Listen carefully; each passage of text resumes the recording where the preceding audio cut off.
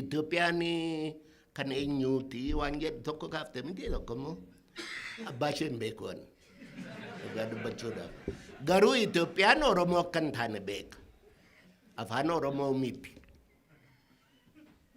Itoophiyaan akka ani beekutti mana tamaariitti dhageenye maqaa ishee iyyuu. Akaakayyuun koo hin beeku Itoophiyaa. Hin beeku Ruudaa Kuraa Itoophiyaa yoo jettan maal isheen gurbaa'eedha.